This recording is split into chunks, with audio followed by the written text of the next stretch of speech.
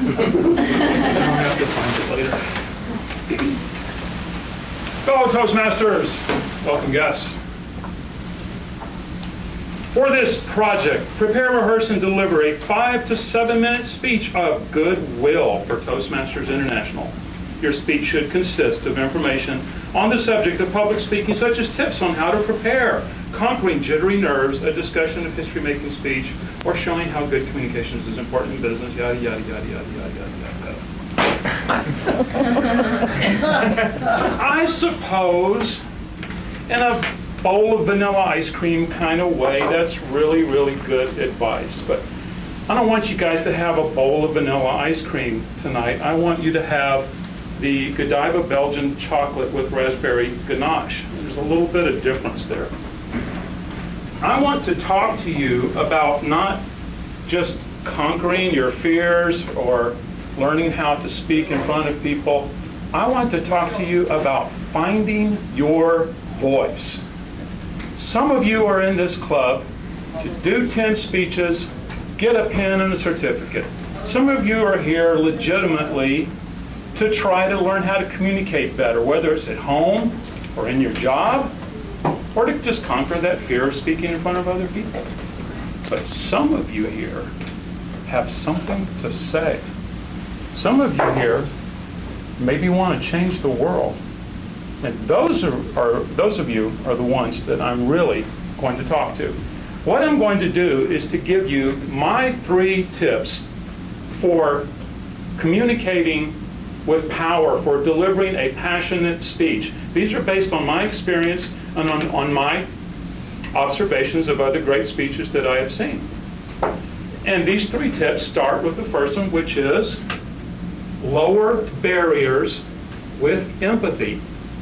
A lot of times we see the opposition in people's minds as a wall that we have to attack with a sledgehammer of logic and reason and facts and figures that we will beat down that resistance with. That causes people to entrench. What you really want to do is acknowledge people's fear. Well, pal, you don't want to acknowledge people's fear. You want to open up and embrace it. By embracing someone's fear, you establish commonality with them. By showing people, hey, he gets it. He really gets it. He understands. That makes you what? One of them. That makes you credible. The second thing that you want to do is persuade people with conviction. In a world where people are increasingly disillusioned and cynical, losing faith in their leaders, reading bad things in the headlines every day, when you hear someone with the power of conviction, that power can just be staggering. Now this is from a movie, but I want to give you an example. How many people have seen all the Matrix films? Okay. Morpheus, poor Morpheus, is the only guy that really believes that the one is going to save everything. Everybody, or a lot of people think he's crazy, but he keeps winning people over. Why? Because he gives all these reasons? Because he argues? Why does he win people over? Because the power of Morpheus's belief is infectious. People see him. He knows this is going to happen. He believes it through every fiber of his soul. The third thing that you need to do is inspire people with passion. Now, that's not the easiest thing to do for all of us. Some of us are timid. Some of us tend to speak more softly, and you have to find your voice in more than one way, because you have to learn how to project more. Some of us are more like Miss Manners. We're restrained. The same proprieties that we observe all the time in our workplace relationships, in our relationships with friends and acquaintances, cause us to put a bridle on our passion. We don't open up that channel to our soul where we reveal our deepest, most intense feelings about things. The same logical approach to constructing a speech that comes from a Toastmasters manual causes us to focus on the rational elements of persuading people rather than appealing to them emotionally. Now let's look at a couple of speeches that are famous and have been critiqued a lot, but I want you to look at each of these 2 speeches from a little different point of view. The first is Martin Luther King's I Have a Dream speech, which is one of the most critiqued speeches in history.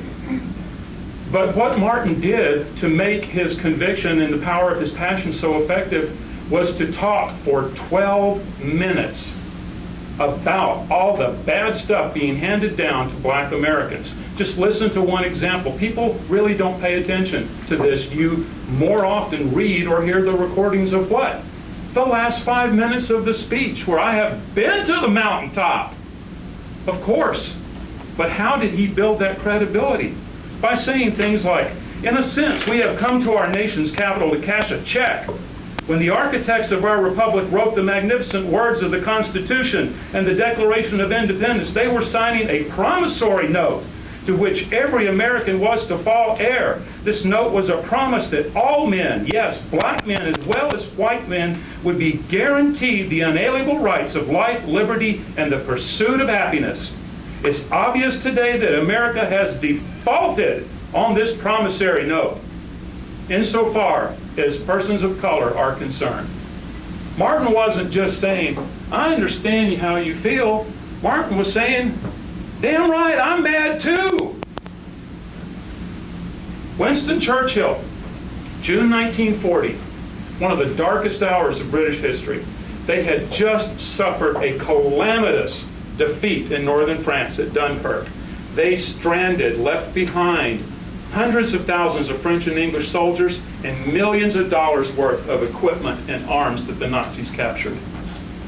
Winston Churchill addressed the House of Commons in June 1940, and he painted the most bleak, dismal picture that you can imagine.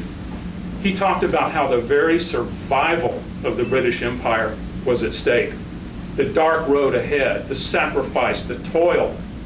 He opened up and embraced that fear, which made it all the more effective when he closed out by saying, we shall not flag or fail. We shall go on to the end. We shall fight in France. We shall fight on the seas and the oceans. We shall fight with growing confidence and growing strength in the air. We shall defend our island, whatever the cost may be. We shall fight in the fields and in the streets. We shall fight in the hills. We shall never surrender. After embracing their fear, he crystallized their resolve by giving this rallying cry, and he won people over the conviction of his defiance. Hey, Adolf! Galvanized an entire nation, and that's the same in Australia, by the way. Now, how do you do this?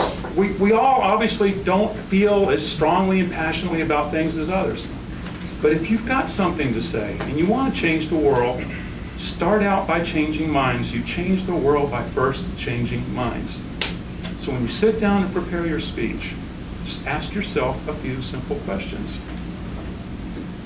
Who am I when I'm talking about this? Who am I? What am I today? Second thing is, what do I want people to take away from this? And then third would be, what do I want to happen after I give this speech? I know that when I give a speech, the evaluations are nice, little slips of paper are nice, but you know what really means something to me? Susan Bauman comes up to me and says, you know, I gave up eating chicken because of what you said in that speech. That's what I'm looking for. I'm looking for people to say that I made a difference. If you want to do that, I've got 3 words for you. Don't hold back.